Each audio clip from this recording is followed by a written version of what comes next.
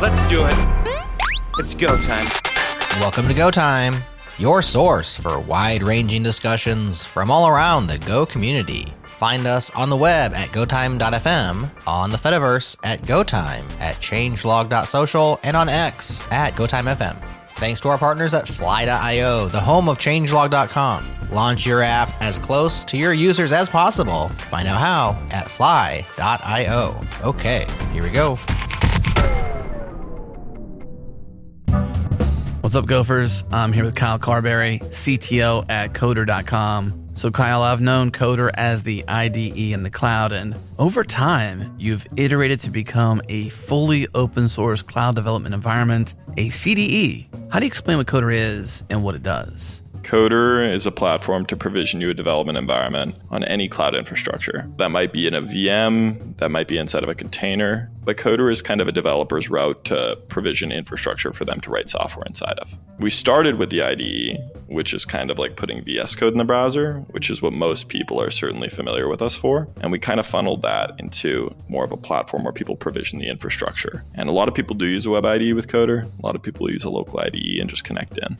Okay, so what are teams coming to you for? Who's coming to you? What people really come to us for, particularly this problem is really exacerbated if you're a large enterprise, is when you have like 500 engineers that are trying to update like a version of Python. And instead, we allow one engineer to go through that tedious work of updating some scripts or some Docker container. And then you can actually just deploy that in one click to say like 500 engineers and make it really, really simple. Let's laser focus in on the platform engineer. It is that team's job to provide the best infrastructure, the best platform for their given applications, for their teams. What are some signs or signals for platform engineers to think about when it might be time to consider a cloud development environment like coder.com? So as a platform engineer, developers might constantly be opening like IT tickets that their computer isn't working properly. They might constantly want to update dependencies, but that's a big mess. You constantly have to email people across your team to say, hey, Adam, could we update from Java 17 to Java 18? Those are the kinds of problems that people typically have. That's the status quo. You ship people more powerful laptops to improve the build times of your projects. You try to reduce the complexity of your products instead of simply, leveraging better hardware. We believe that the future is leveraging the cloud for a lot of these things. You can get more powerful instances in GCP or AWS that can make the build times faster instantly. You can let one developer create a standardized environment and then distribute it to 1,000 so that when you're updating from Java 17 to 18, it's just a simple pull request. You can co-locate your servers right next to something like S3 or a database that you're using in development so that you get immediate data transfers and it's not slow. Many of our customers, which is a crazy thing to say, but they use absolutely massive monorepos and they get clones that go from like 10 minutes or 20 minutes or an hour to simply like a minute or 30 seconds. It's just a lot simpler when all of your engineers are standardized on one centralized piece of infrastructure and then one person can impact the lives of hundreds of engineers. And with that, we don't believe that everything belongs in the cloud. We think that some workloads are really amazing for it, and some are absolutely terrible. Coder should be a self-serve offering to your engineers. It should not be prescriptive, where you migrate all pieces of software development into the cloud. Only the things that really get a lot better by running them in this cloud-native way do we really promote moving. Well, it might be time to consider a cloud development environment. And open source is awesome, and Coder is fully open source. You can go to coder.com, get a demo, or try it right now, or even start a 30-day trial of Coder Enterprise. Once again, coder.com, that's coder.com, coder.com.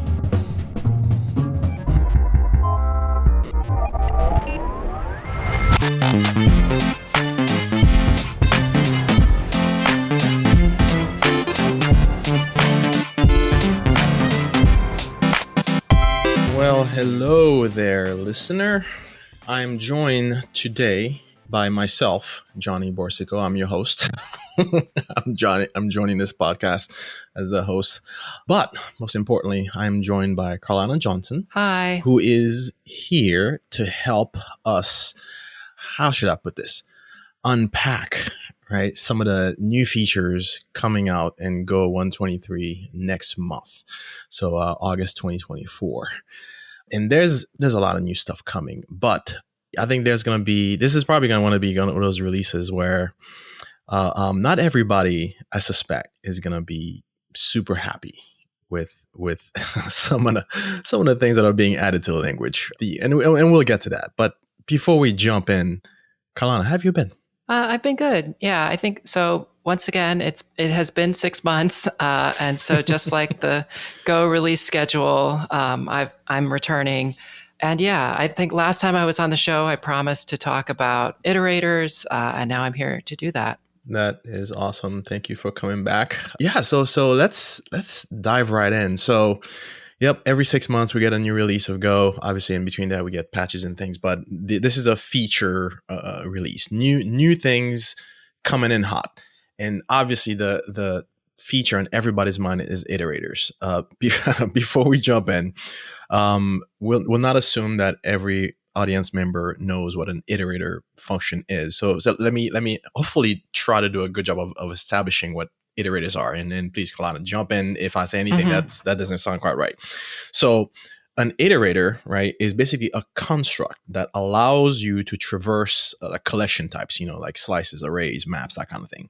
And they typically implement a mechanism for getting to the next item in the collection and also checking if there is anything like else, right, in the connection, if there is a next item. Otherwise, basically, you can you need a web mechanism of short circuiting or stopping the iteration because there's nothing else to iterate over. So fundamentally, that's what that construct is, and you can find it in a number of languages, right? Be it Python, Java, et cetera, et cetera. So iterators are not sort of a Go thing. They're just a programming language concept, right? So what are good uses for iterators, generally speaking?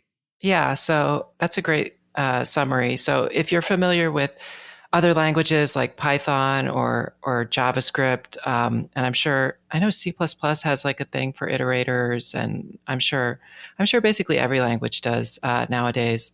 So yeah, an iterator is just the idea of you have some sort of list or container, or it could even be an open-ended sequence. It could be like just a counter that counts up forever. And you want to have one value yielded from it at a time. So you're just looking at a single value out of a stream of either some finite set of values, like all of the items in a list, or an infinite set of values, like a counter, or reading from a file, or whatever it is.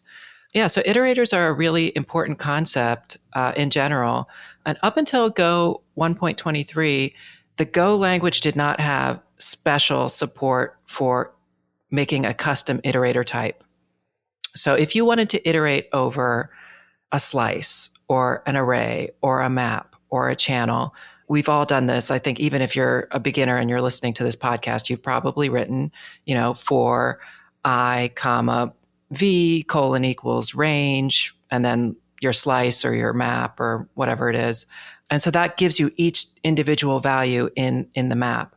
But up until Go 1.23, there wasn't support for making your own iterators. So let's say that you like the Go standard library, but you have an idea for how your map type could be faster and you want to implement it yourself, or you have like a pre-sorted map, or you have, some sort of linked list instead of a slice or an array, and you want to have some way of like letting users go through all the values in your collection. Well, up until now, the thing that you've had to do is to build an iterator yourself, where you return, let's say, an object with like a next method, and the next could say like, okay, true, or okay, false, and you say for item.next, and then maybe do like item.value, and that gives you each of the items in the collection. So that's something you could do, but it's always sort of been kind of a pain to write. So like as somebody who tries to write one of those methods, you a little bit have to think backwards, or you have to like figure out, okay, how do I keep track of where I am in the iteration?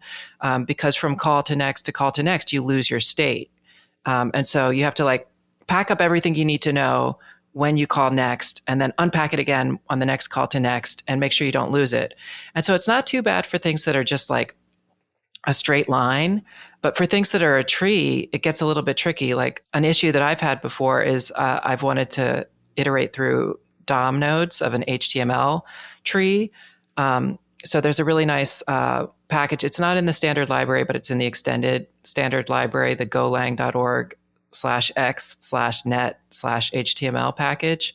And that's a really nice HTML parser. So you can give it a document, you get off the web, you get back this, beautiful tree of, the HTML elements and all of the things. But now that you have the document, how do you actually like go through it and like find the nodes that match and change them to be what you want to be so you can emit them again? And so up until now, what you've had to do is to like write a recursive function. Like that's the example that's in the docs right now for the net HTML package. It shows like a little function that calls itself, and that one doesn't even have a way of stopping. It's just got to go through the whole tree. The whole thing. Right? Mm-hmm. Because like it's a little bit tricky. How do you tell it like, okay, you found the item that I want, just stop. Like I don't need you to go through the whole tree. Like I just needed to get to the first link and I want to print out the value of that link, but I don't want like the rest of the tree once I get there. So yeah, it's a little bit cumbersome to work with. So up until now, up until Go 1.18, Go didn't have generics. And so if you wanted to make a collection, or if you wanted to do something where you could contain different types, there wasn't a way to do it so that you could like just contain any type and then get the value back out again safely without like a lot of, casting and, turning interfaces back into concrete types. There were ways of doing it. You could use like code generation, you could use reflection, you could do different things to work around it, but there wasn't ever like a great way before generics were added to Go in Go 1.18. But then once Go 1.18 added generics, suddenly you had this way of building container types. And once you have a way of building container types, people want to be able to read through the container types, right? They want some way naturally. Of using them in this like structured way.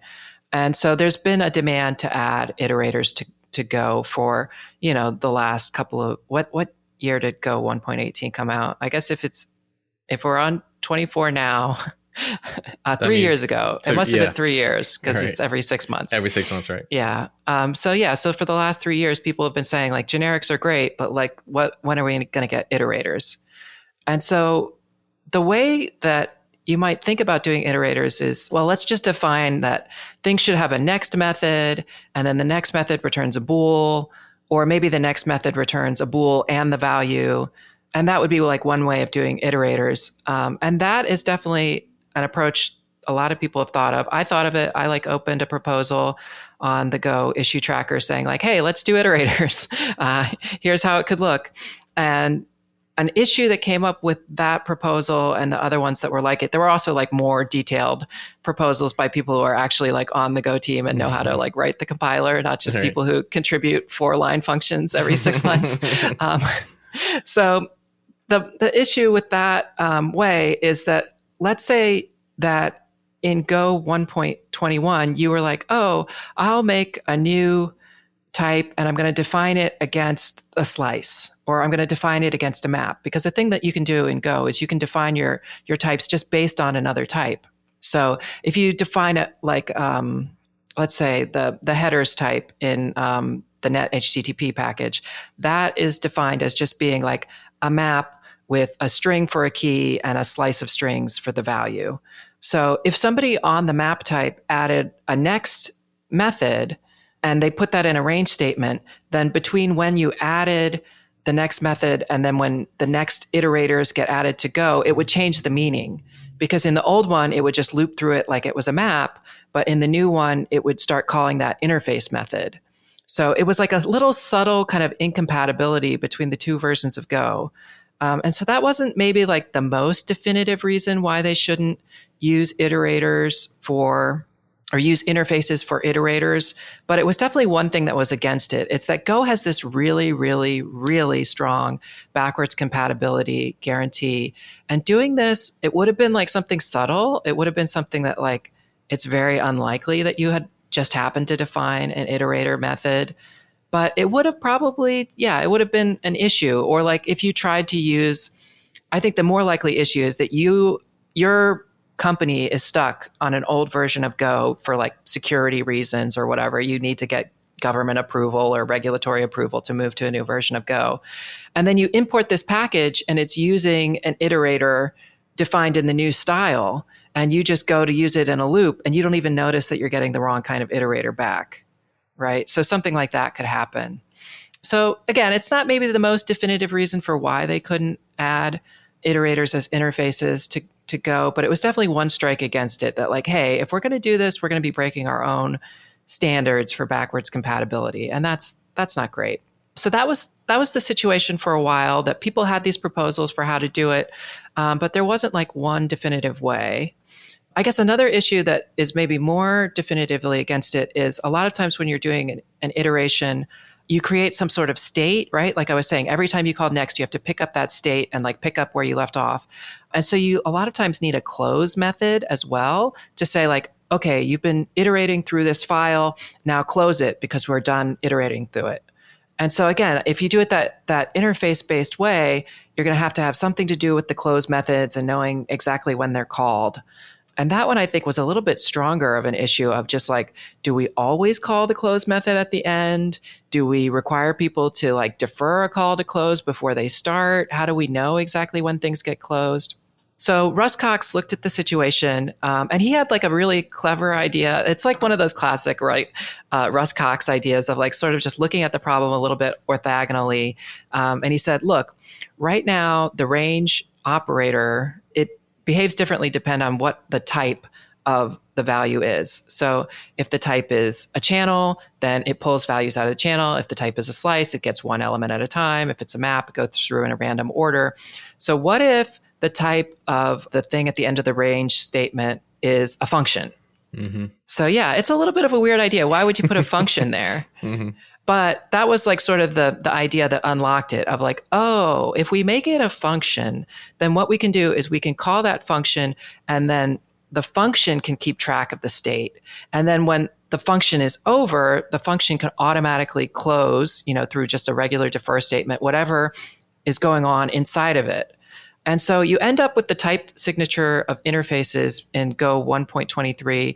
It's a little bit mind-bending. It's definitely something where the first time you see it, you're like, what? What's going on? There is a lot of funks going on in there. I mean, there's a lot of funks. It's a funky.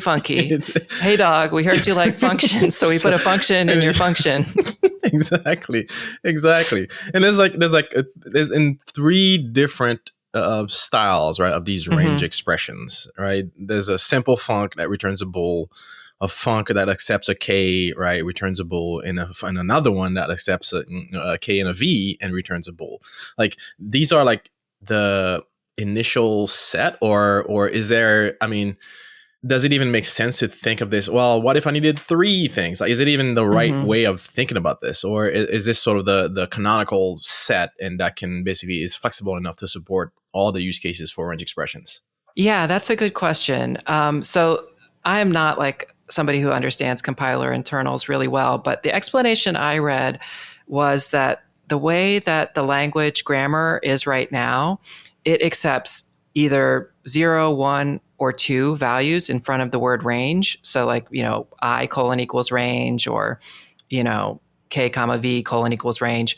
So in terms of the way that the grammar already worked, it only accepted either 0, 1, or 2 values in front of range. And so then they were like, that's enough. We don't want to extend it so that you could do 3 or 4 or, 1,000 or whatever. We'll just say that it's enough just to let you do, 0, 1, or 2. And then like, if you do need something where it's like, oh, I need to unpack, 5 values or something like that, then just return like a closure. And then inside the loop, say, value A, B, C, D, E are equal to, calling the closure or whatever it is.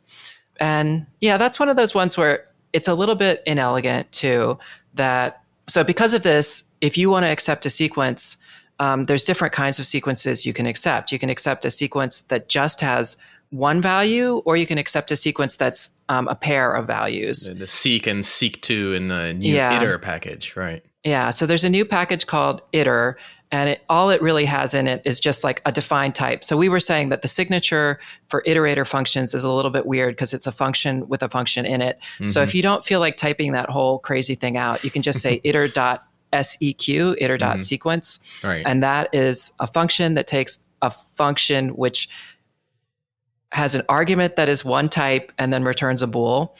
And then there's iter.seek2, which is a function that takes a function and then it has two arguments, the key argument and the value argument, and returns a bool. And then there's the iter.seek0, which is just a function that takes a function that returns a bool. And so the way that all of these work is that if you're somebody who's a producer, what you're doing, so if you're writing an iterator, what you do is you, every time you want to emit a value, you call that inner function and you say, here's another value for you to consume. And then what you get back is a bool, a true or false. And the true or false either says, true, give me another value, or false, I'm done looking for values, do whatever cleanup code you need to do, and just return after that. So again, it's a little bit mind bending to like learn it, but then once you've written like one or two, it gets pretty easy to use like as somebody who's writing it. And then as a consumer, you don't really have to think about any of this. Just say like, okay, I know that this returns an iter.seek. So that means it's returning a stream of a single value, or this is returning an iter.seek2. So it's returning a stream of two values. And I haven't even seen any places that do an iter.seek0 yet. But yeah, so like as a consumer, it's pretty easy to use. You just like put the thing in the range statement and you get back values. But yeah, as a producer, I think you have to write maybe two or three of them, and then you'll get it and it'll click and you'll be like, oh, okay, I know how to do this now. But yeah, the first time you see it, you're definitely like, why are there functions inside of functions? For those who've ever used a database SQL package, for example, like you are using sort of this whole notion of an iterator already, right? Even outside of the 123 features and whatever it is, because if you think about sort of when you make when you call it a query method, right, on a database value, right? What happens is basically you get a sort of a pointer that's sort of moving back or moving forward through records, right, from a table, from a SQL query. You don't, not the entire table is not loaded up in memory, right? You have to literally call next, right, to sort of go on to the next record, move the points to the next record, and then you can process the results, do whatever you need there, and then in the end, right, it's up to you to actually call to close, right, to say, okay, I'm done with this query, like basically. So you've been using, if you've ever used a database SQL package directly, not through an ORM or something like that, then you are already familiar with using things in an iterator-like fashion. Now, the range mechanism sort of puts, based on your, however you want to create your iterator, puts the sort of the handling and the closing, the state track and all that stuff. It puts that in your hands by asking you to basically, okay, provide an iterator function, whatever you do in there, however you manage your state, however you clean up, whatever it is, that's all up to you, right? And just give the range function, right, something that satisfies the seek and seek2 interfaces, or types rather. Yeah. So one thing that's a little bit funny is that the sync.map type, which has been in Go for, what does it say here, since Go 1.9. So it's been in there for years and years and years. And it's just like a big map, but it's in sync, right? Because the way that it works is that even if you have multiple Go routines accessing it, it's still going to be memory safe and it's not going to like overwrite itself the way that if you tried to use a regular map and two Go routines, you would get like a race condition. So it has a method that's called range, and range has that same signature. It takes a function that takes a key and a value and it returns a bool. So you can actually use the sync.map.range method in a range statement in Go 1.23, even though they didn't make any change to the existing range method. They didn't change it to return the special iter.sequence2 type. It still is returning the same type it always returned, but just like the fact that it had this pattern in it means that it can be used as an iterator in Go 1.23. Seeing the standard library sort of starting to change to take more and more advantage of these new concepts as they get introduced is kind of been interesting to watch as well. Obviously, I'm sure the iterator package is going to sort of play a continued role in all of that. And you can already see some functions or some constructs in the language, taking more advantage of generics and whatnot. So it's going to be interesting to see how the rest of the standard library starts picking up on this pattern. But like beyond some of the, I guess, finer technical details that we've been talking about here, what is the sentiment that you are hearing on the street. So the sentiment, I definitely have read like one or, I mean, I almost like, I don't even know if it's fair to say I read them. I saw like the titles of blog posts saying like, this is too much complexity in Go. And I just sort of like tuned it out because it's like, look, once you accept generics, it was kind of inevitable that iterators would come. Right. Like, I think it, before generics came, it was really controversial. And I think it's true that like once you add generics, you're letting the camel in the tent, right? And so like now the camel is in the tent and it's lying down for the night and it's like got its, big nose under the thing. So, that the camel is in the tent. So if you were thinking that Go was getting a little bit too complex, this is definitely fuel for your fire. I read another blog post. I wish I had remembered who this was by, but I read one last week where it was someone saying, I thought that iterators were too complex, but then I gave it a shot. I tried it out. The signature was really mind-bending at first, but then I wrote an iterator that adapted some existing code I had to work with the new pattern, and it was fine. Like, once you get used to it, it's not so bad. Right. Yeah, I think that's the sense I'm getting as well. There's initial sort of gut reaction to the syntax. I mean, I think I've seen an example of somebody creating a backwards function like an iterator, right? And then trying to use that in a range expression. Like basically, you have the func followed by another func with another func inside of it. It's like, it's like func inception, it's like reading it at first, you're like, whoa, like what is going on? It's for people who have been looking at Go for a long time and you see that, you like, Go's going in the wrong direction. Why are we doing all this stuff? Why are we making this thing into a functional style language? You see all kinds of sort of a gut reaction to that whole thing. I think the backwards iterator thing is actually a pretty good example. Like somebody was trying to say like, oh, look at this backwards iterator. It's too complicated. But if you think about what does it take to write a backwards iterator with a next method, the way that you would have to write it is you would have to like, on every try, you would have to keep track of where you are in the loop.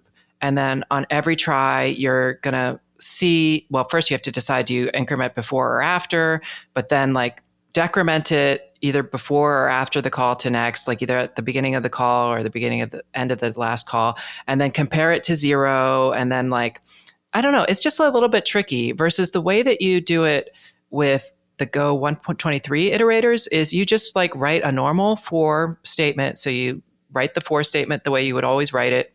And then on the inside of it, you call that iter function. And then if the iter function returns false, that means, okay, I don't want any more values. So return, stop giving values.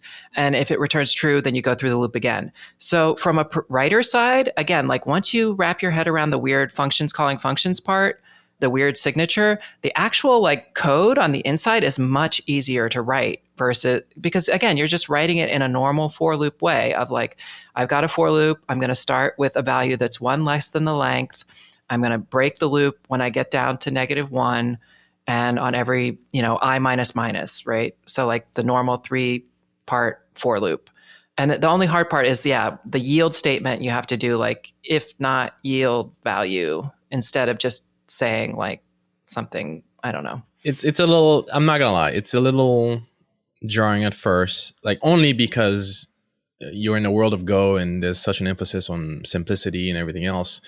Personally, when the use for iterators comes up, and I think for me that's gonna be the sort of the determining factor, right? Like, am I going to look at code and start identifying, hey, you know what? This is a good place for an iterator, right? Like, basically, once you understand how they work, and obviously you're going to need to play around with it, get comfortable with it, and learn to recognize when you have an opportunity for using them. The same way you look at any piece of code and say, hey, is there an opportunity for using generics here, for example, right? There is going to be some situations where you need to recognize, right? Is this a good place for the iterator pattern? And then, you spend the time, you go look at the docs again, get a refresher, and then you write the thing, and then you move on with your life, right? So it's not going to be something that I reach for sort of automatically because I'm trying to sprinkle it on everything, but it is going to be something that I need to be aware of so that when I do come across an area of my code that could benefit from it, then I know that the feature exists. I may look up, I may have to find out, hey, I've forgotten how to write these darn things. What signature do I need to satisfy? Like, what am I doing? I may have to read the documentation, but I do it and then I move on. Right? Yeah, I mentioned the XNet HTML package before. So I've been writing actually just for my job lately a lot of code that deals with that. And the iterators have been really useful just because, I have this tree of HTML nodes and I want to like go through and see if, any of them match a particular pattern. And then if they do, I'm going to transform it in one way or the other. And just like writing all those helpers and things, having the iterator method exists just makes that a lot easier. And so yeah, I've been using it in work and it's been really good. Yeah, I think we'll be we'll be okay. I mean, yeah, the language is changing and it's evolving, and again, once we let generics in the door, this was a natural, A little bit inevitable. conclusion. Yeah. This is, So yeah. yeah, I mean, if you go back to when I was on the show a year ago, one of the things, I think it was a year ago, one of the things mentioned was the maps package came into the standard library, but it didn't have a keys function or a values function.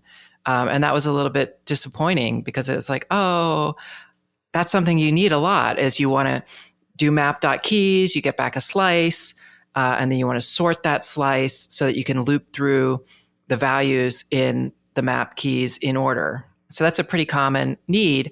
But the reason that they held it back from the maps package at that time, because it had been in the experimental version of the maps package, was because they could see that like, we think we're probably going to release iterators in the next year or something. So we don't want to release a slice version of it now and then release an iterator version of it like a year later, because that would be a little bit silly.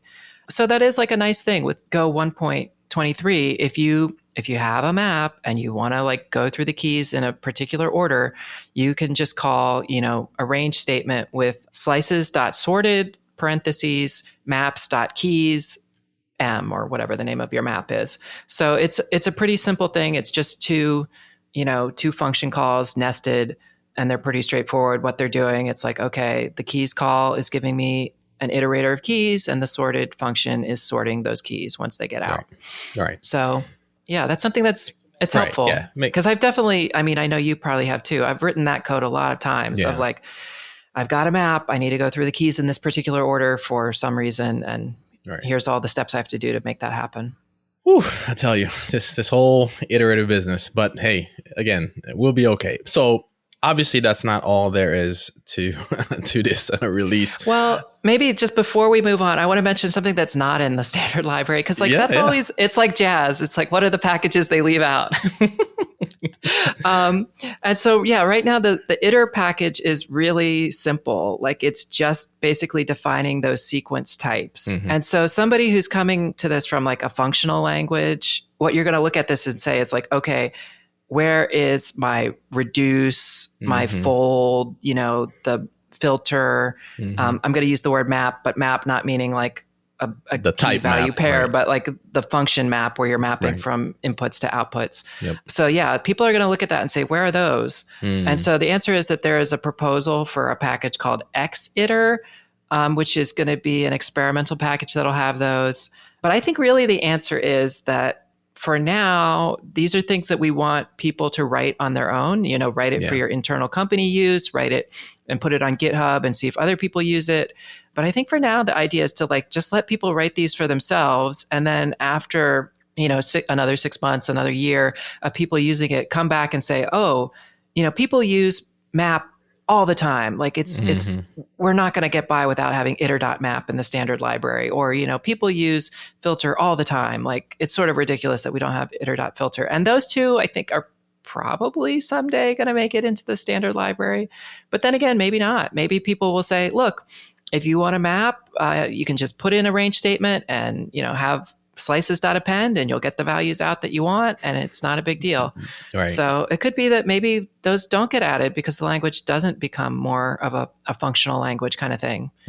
So we'll see. We'll see. It's that slow and steady approach that is really what's impressive about the Go standard library and the Go community as it evolves. It's like there's definitely a lot of thought put into things of not just like, we came up with generics and here are iterators in the same release, or, whatever. Right. We came up with iterators and here are 50 new iterator functions. It's like there are iterator functions in Go 1.23, but they're ones where it's like, okay, you're definitely going to want to iterate over a slice. You're definitely want to be able to collect a iterator into a slice and, get the keys out of a map, insert values into a map. But that's really about it. Like they're really just covering things that are absolute fundamentals that there's no way that we can release this and not have those in it. Right. Versus things that are a little, even slightly higher level, like filter, where it's like, do we need to have filter?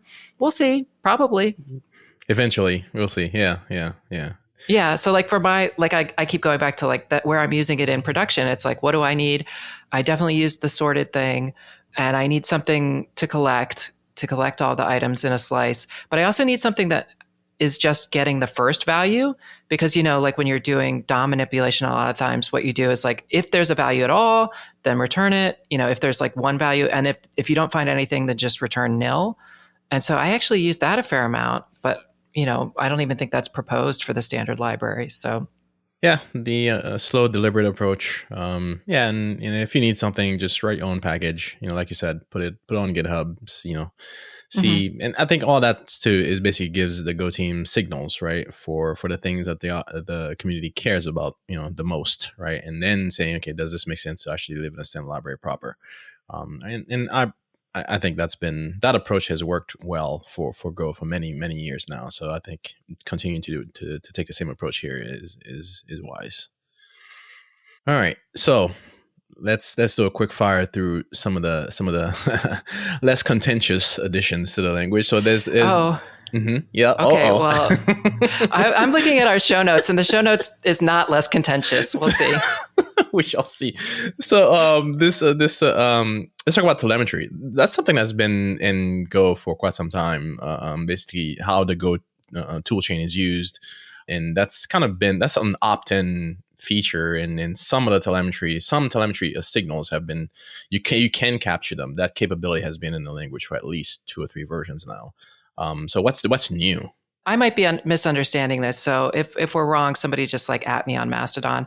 But I think that what the telemetry has been around for a while, maybe like a year or something, but it hasn't been in the actual Go tool itself. I think it's just been in Go Please, Go PLS. So I think this is maybe the first time where it's in the actual Go tool chain itself. Yeah, I think so. I could be wrong. So the telemetry is actually a very common feature in like a lot of projects, whether they're open source or closed source, just like something so that you as the person who's maintaining the tool, how people are using it, what the popular features are and what the unpopular features are.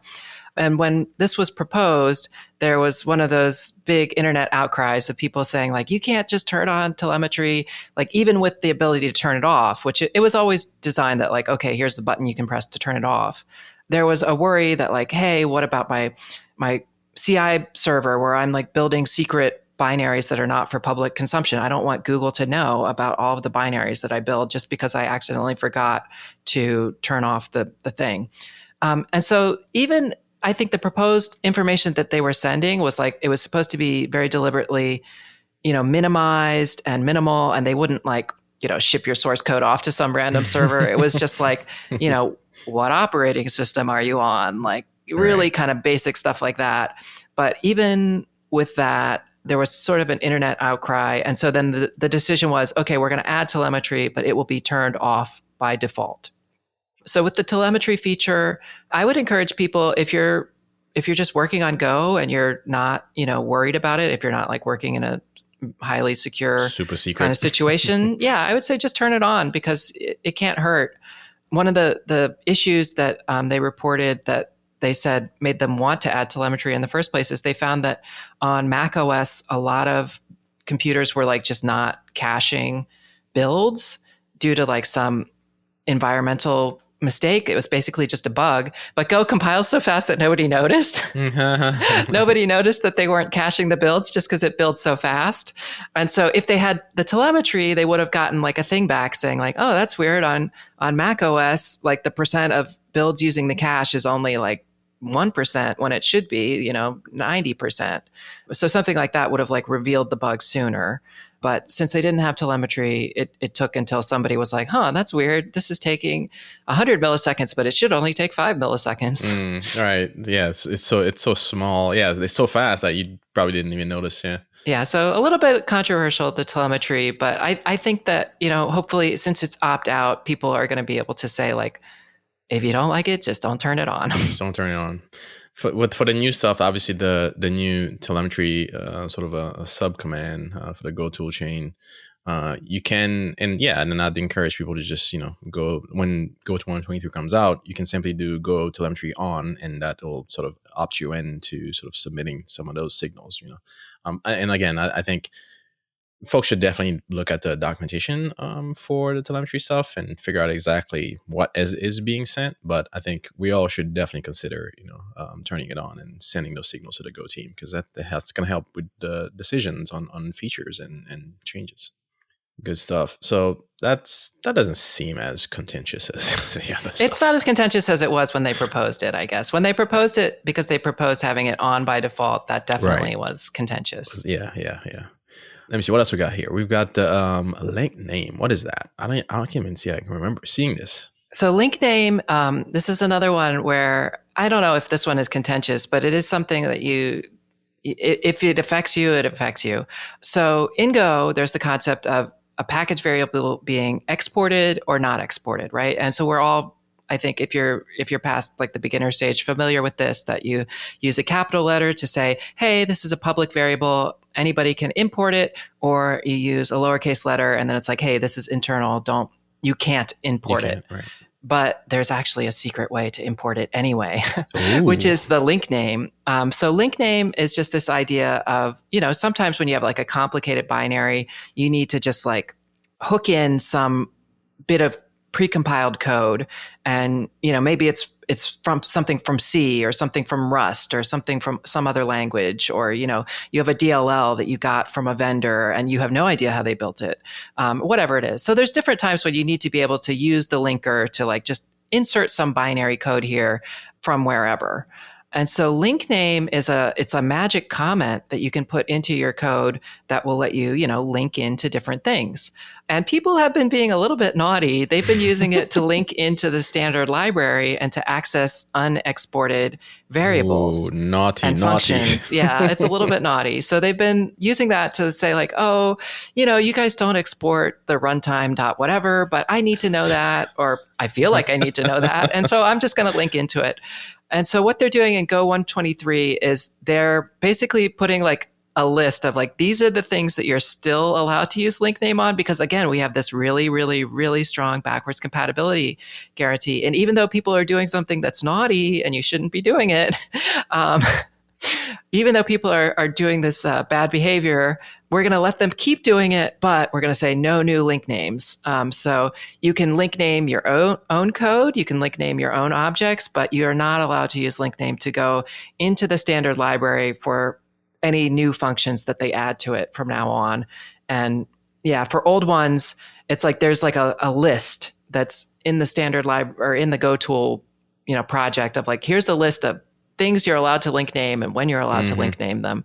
And if you want to be accessing these secret variables you shouldn't be accessing, you should either open a proposal to make it public or beg to get onto the link name list, because there's no more free link names. So just making it official. These are the things that you're safe to look for. Anything else, you're asking for trouble. I mean, people can always like, there, it's like, it's a computer, right? So it's all in there somewhere. So, if you're really crafty, you can like use unsafe and like, okay, I'm going to load up the binary. I'm going to use unsafe. I'm going to inspect each byte until I get to the byte in memory that controls this thing. Wow. It must be in there somewhere, but hopefully people will not get to that level of desperation, although you never know. Yeah, I mean, unless that is your job, right? Unless you like maybe, I don't know, red team or something, and that's part of your job. Who knows, right? In any case, so we have what seems to be some efficiency changes to the timer, the ticker and timer types in the time package. Yeah, these are just like some nice little quality of life improvement things. So with the time.ticker and time.timer functions, there's always been like a few little things where you have to like read the docs and it says, hey, just so you know, if you're in a loop and you're going through these timers really quickly, a problem that you can have is, let's say you have something where it's like, okay, I want to have a timeout. And if this takes more than 500 milliseconds, then just abort. So what would end up happening if you wrote your code wrong is most of the time it goes through the happy path. But then meanwhile, there's a whole Go routine out there waiting, for that 500 milliseconds to pass. And then it finally gets to 500 milliseconds and it says, okay, oh, nobody wanted me. All right, bye.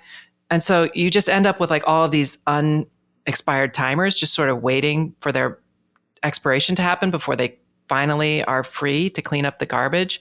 And there was a way you could work around that. You could like defer a call to stop or whatever, just different ways of working around it. But now, just quality of life, don't even think about this. Ignore this whole thing. If you have any code in your project to like make sure that the timers get cleaned up, that doesn't matter anymore. It'll just automatically clean itself up at the right time. Right. Yeah, which until I read the release notes, I didn't even know it was doing this. I was like completely surprised. Well, the thing is, it was like, if you don't defer the stop, it will get cleaned up. It won't get cleaned up until after the time has expired. So now it's like, as soon as it detects that nobody is waiting on the time, it's like, okay, nobody's waiting for me. I'm just quitting. Right. Which makes sense. It's the Friday edition of Go.timer. All right. So there's a unique package. What is that about? Yeah, a very unique package. So there are 2 new packages in this version of Go. So like the iterators thing is pretty big, but there's also 2 new packages. So the unique package is something that basically allows for interning. If you are familiar with that, that's something that comes up a lot in Java. I think that the strings either were interned before, or maybe they still are. But interning is just the idea that a lot of times, let's say you're parsing through a text file and you want to read each word in the text file. And so each word is a little string, right? But an issue that you'll get is, let's say the text file contains the word "the" 7,000 times. Well, now you're getting 7,000 copies of the same string, but you don't need 7,000 copies of the same string because they're all identical, right? And so interning is just this idea of like going through and deduplicating. And like, if the value is the same, then you only want one pointer to memory for it. So the unique package is just a new package that lets you do this interning efficiently with the garbage collector. An issue you could get is like, let's say you're like, well, all right, I'll just make a map and it'll map from whatever my key type is, let's say a string, to like an empty struct or something like that. And so every time I get the string in, I'll just put it into the map and I'll use that as my one memory location for it. And so I can deduplicate things that way. And that works fine. But the problem is the garbage collector, as long as the values are in the map, can never clean up that memory. So the only way to do a memory clean is just to delete the whole map and start over. Because as far as the garbage collector knows, everything in that map is something you're going to get back to later. Still being used. Right. Yeah. Right. And so the unique package lets the garbage collector work together with the package and make sure that if there are duplicate values or deduplicated values that you don't need anymore, then it can go ahead and clean those up. So it's one of those ones, it's pretty subtle. Like, it's definitely something like following the issue for it, like that there's a lot of back and forth about, well, weak pointers are another similar idea of like a pointer to something where it's like the garbage collector is still allowed to collect this and take it away. So this sort of overlaps with the idea of a weak pointer. It's just like, it's like a little pointer to something, but if you don't need it anymore, we can get rid of it. Right. Feel free to GC it. Okay. The structs package, the other unique package. Yeah, this one is interesting. We were talking off mic about how this package doesn't do anything. Right. Yeah, I was looking at it. I'm like, what exactly is the use for this? So the structs package is interesting. It's almost like it's like a future work sign. It's like it's letting you know that like, hey, we're not doing anything right now, but we might want to do something in the future. So the structs package only has one type, and that type is host layout. And that is just a 0-byte struct. And the idea of the structs package is if you want to let the compiler know that, hey, it's important for this particular struct to be laid out in the way that my host operating system or host whatever expects it to be laid out, put this at the front. And so pretty much that's what Go does already. And so I think the idea is that in a future version of Go, they would really like it if they could lay out structs more efficiently. Like look at the struct and be like, you know what? It would be more efficient if we put all the bools together in the front and if we put the slices over here and, get rid of the empty space. Because one of the things with structs is if you have structs, the fields are different sizes. You sometimes have to put empty space in between them so that the memory can all be accessed quickly and efficiently. So it would be nice if you could do automatic struct field reordering, but you can't do that now because if you do that, then anybody who's relying on the struct being laid out in a certain order is going to be messed up. And so this is basically like a warning sign like, hey, we're not rearranging structs right now, but if you don't want to get rearranged in the future, just go ahead and put this in your struct. Right. This, this whole struct packing business. I remember that there was a time, maybe like 5-6 years ago, where there are like a bunch of blog posts saying, "Hey, if you lay out your struct in this particular way, you're gonna get more efficiency and whatever it is." I'm like, why doesn't Go do this out of the box, right? Like, and then I started thinking, well, if we started messing around with the order of fields and things of that nature, anybody who's initializing structs not in a key value style, you're asking for trouble, right? Because if you're relying on positional initialization for fields in a struct, which is why I always teach against doing that. If you're going to use a struct, always use key value pairs because you never know. Somebody could change two bools, right, in fields, right? And they switch it around and they're like, you know what? It makes more sense to have like blow up the planet first and then have like, whatever the save the puppies or something. Yeah, save the puppies. Yeah.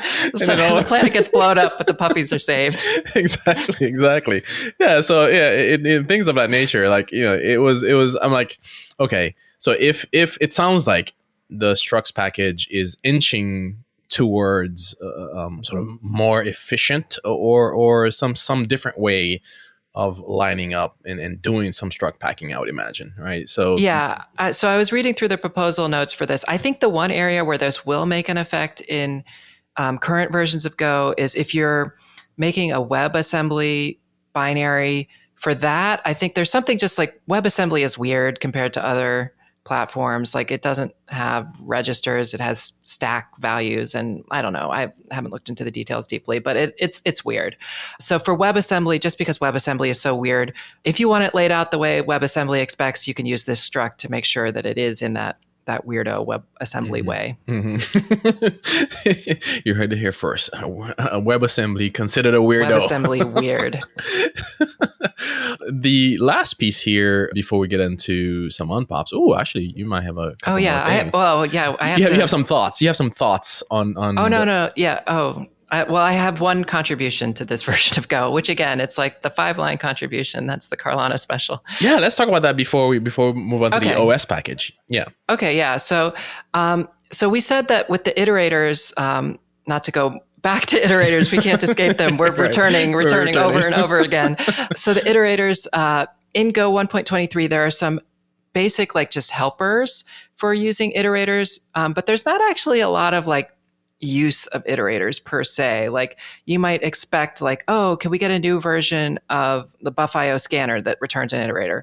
Maybe it'll come in the future. It's not there yet. Or the one that I really want is a file walker, because the file walker right now takes this weird function callback and it's like, I don't know. I just hate writing it. Every time I write the file walker callback, I hate it. I would love that to be an iterator. But those don't exist yet. But what did make it into Go 1.23 is something in the reflect package. And so I just opened the proposal because I saw that there was like a need for it. And basically what it lets you do is if you have a reflect value, so the reflect package in general lets you look at Go values of any type and then figure out what the type is and what you're allowed to do to the type and, act on the type in different ways. So if the type is an iterator, now you have an easy and convenient way to call it using reflectValue.seek, or if it's a seek2, an iter.seek2, you can use reflectValue.seek2. And then the reflect type now has like a can-seek and a can-seek2 method so that you know whether you can call the seek methods on it or not. So yeah, it's just like a little convenient way of getting an iterator back from this value. So you're inspecting it. You're like, I think this, like really probably the tricky part is going to be you have this function and you don't know quite what the types are for the function. So that's why you're using reflect. And you're like, I know this is going to be an iterator, or I think it's supposed to be an iterator. They're supposed to pass me an iterator, but I don't know what the types are. And so this is just like a nice, convenient way of saying like, okay, whatever the type is, first I'm going to see if it can seek by calling can seek. And then I'm going to get the sequence back by calling value.seek, and then just go through each of the values that way. Right. Yeah, that seems very useful. Yeah. Yeah. And so this was actually implemented, I think now, because they want to add it. So for the template package is also going to, I don't think it made it into 123, but it's also going to get the ability to go through, iterators in your templates. That makes sense. That makes sense. And so it needed to have this in already so that you could add that to the template package as well. That makes sense. So the last one we're looking at here is from the OS package. What is this copy FS? So FS is, that was like, I think that was that when I originally came on GoTime, was to talk about the file system embed. I think that was it. Probably. Who knows? But so the file system package, so IO/FS. So you can think of the IO package as being like sort of virtual files. There's a virtual readable file, which is the IO reader, and there's a virtual writable file, which is IO writer. And then IO/FS takes like collections of virtual files and turns them into a virtual file system. And so os.copyfs, what it lets you do is to input a file system and then just copy all of the files out into wherever they need to be. So this is convenient. It also solves a problem of if you wanted to copy a bunch of, not even virtual files, but like regular files that are on disk. Up until now in Go, you've had to like either write the utility yourself or find somebody else's package and import it to copy a directory. But now what you could do is you can just take the system directory, turn it into an FS using like os.fs. I think that's the function that does it. But you turn it into an FS and then use the copy FS to copy the whole directory where you want it to be. So yeah, it's nice and nice convenient. Right. Mm-hmm. Yeah. Okay. All right. So this was packed with some goodies. Iteration. There's a lot. Yeah, I was surprised when I was going through the notes. I was like, well, this is the big iterators release. They don't have time to do other stuff. And they're like, no, we're going to put in two whole new packages. Nice. All right. So I think it's time to talk unpopular opinions here. So let me get this jangle going. Unpopular opinion. I actually think you should probably leave. Unpopular opinion. All right. What you got for us? So I have to say, this is not my unpopular opinion, but maybe it should be, is, if you're a regular on GoTime, you need to have an Apple Notes or, Android Notes, whatever it is, file on your phone called Unpopular Opinions. And anytime you think of one, you write it down in there, because that's what I do. And so I've got I don't come on the show quite as often, so I don't have to like have quite as many, but I do have like a couple of spares at all times. Nice. Let's pull out one of those spares. All right. So this is one of my spares here. This is it's two opinions about pencils. So I'm holding up this pencil for Johnny to see. Yep. So this is a pencil I was given by my Japanese host mother after I returned to America. We were corresponding and she was saying like, well, is there anything from Japan you really want? Anything you miss? And I say, can you send me some pencils? Pens? Really? Are they that good? Well, they're nice. And what's really nice in Japan is that they don't use the number 2 pencil. They use the number 1 pencil. And so my unpopular opinion is number 2 pencils are not as good as number 1 pencils. You should use a number 1 pencil. That's why it's called number 1 pencil. Okay. What's the actual difference like when you're using them? Yeah. So basically the scale is about how hard the lead, the graphite is. Uh-huh. And so a number 1 is just, it's softer and it writes so easily. And the downside is that the marks, they're a little bit blurrier. It's easier to like blur the Smudge. writing to smudge it. Yeah. And you go through a pencil faster because it's just melting off your Right. pencil instead. But I love it. It's darker. It writes smoothly. It writes easily. Everybody should always use number one pencil. Number two pencils, they're crap. They're terrible. Every time I have to use one, I'm like, this is so awful. And then even the standardized tests, they all say number two pencil or number one is good too. And it's like, oh my God, there's no reason to use number one or number two. Just always use number one. So that's my unpopular pencil opinion, part A. Part A. Yep. And then part B is that you shouldn't put an eraser on the end of the pencils, because what happens every single time? You use it. You use up the eraser before you use up the pencil. And so you've got this whole huge pencil and then like the little itty, grossy bit of eraser on the end. And that's awful. And you end up having to have a separate eraser anyway. Yeah, you end up having to have a separate eraser anyways. Yeah, so my solution is, Don't use bother. the eraser caps, get a number one pencil with no eraser, put either a rubber eraser cap on the end or just have like a separate, square eraser next to it. That's the way you should do it. You shouldn't buy a number two pencil with an eraser on the end. That's it's barbaric. Double, No. like case Japanese people. know about calligraphy. They know. They know the right way to do this. Awesome. And there's a lot of little strokes in those characters. So yeah, you have to be able to write it with a really nice pencil when you do it. Indeed, that makes sense. I'm not sure if my opinion is unpopular. I think that's everybody says that, right? I think even me, like, hey, I'm gonna have an opinion, but I'm not sure if it's gonna be popular or not. So I'm starting to notice this trend with companies that have legacy software in this age of AI that we're living in. They are starting to they've caught on to I'd say I don't know if it's a trick or if it's a business strategy, depending on who's looking at it. If they sprinkle, right, a little bit of Gen AI, maybe add a little bit of chat, a little bit of summarization or something, right? Something AI in the app somewhere in there, whether it's a useful feature or not, who knows? Maybe it doesn't even matter.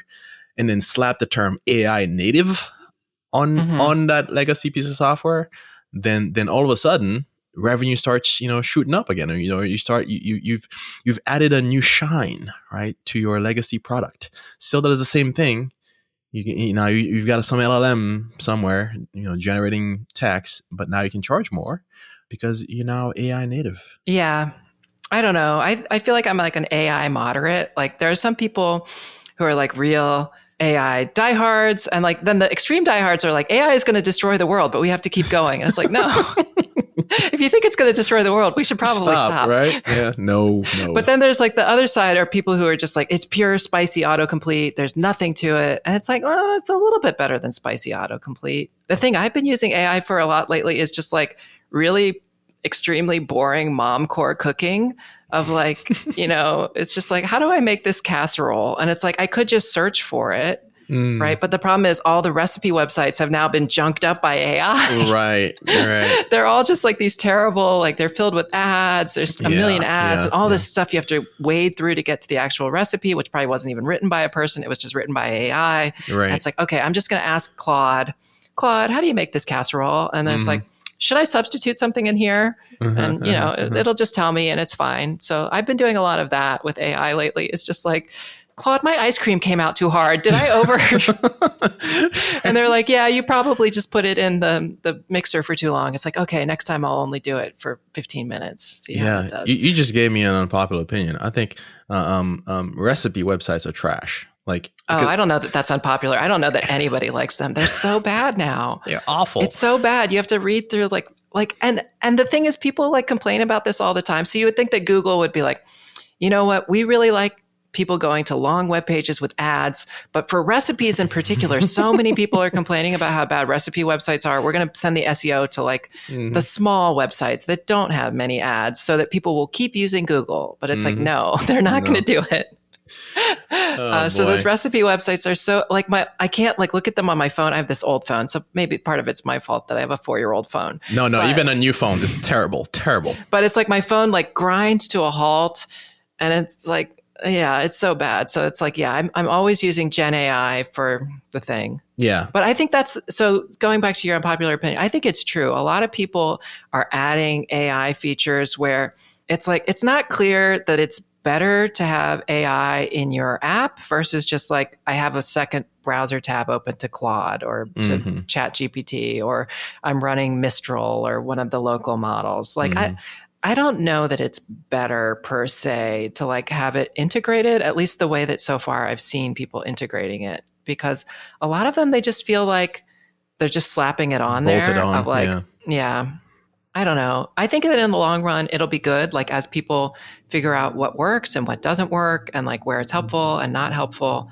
But yeah, I think we're still in like the pets.com era of generative AI, Right. where they're like, we're going to ship 10 pounds of dog food to people. And it's like, that's really expensive to Right. ship something that heavy from a small number of warehouses. You should start with something small and light, like a book. Like, no, go hard or go home. Go big or go home. It's like, nowadays in the 21st, in the 2024, you can get 10 pounds of dog food shipped to you and it's not a big deal. But that's because now Amazon has a warehouse on every like street corner. Right. And so the economics are different versus like, we're going to start with 10 pounds of dog food. Yes, indeed. Well, that seems like a good place to wrap up the episode. Kalana, always a pleasure having you to review. Yeah, thank you for having me back again. It's always fun to come on and talk about what's new in Go. Indeed. And it's like this slow and steady improvement thing it's really what's fun about Go, is like watching how they like set down markers of like, we're not adding maps.keys. We're going to add iterators, we think, probably, maybe. And then it happens. So it's always exciting. Slow and steady. I like it. That is Go Time for this week. Thanks for listening along. Subscribe now if you haven't already. Head to gotime.fm for all the ways, or simply search for Go Time wherever you get your podcasts. You'll find us. Hey, do you receive our changelog newsletter each Monday? If not, let's fix that bug. One reader calls it so good, he considers it a competitive advantage. Sign up for $0 at changelog.com/news. Thanks once again to our partners at Fly.io, to our mysterious beat freak, Breakmaster Cylinder, and to our friends at Sentry. We love Sentry. You might too. Use code changelog when you're signing up for a team plan and save $100. Why not, right? That is all for now, but we'll talk to you again next time on Go Time.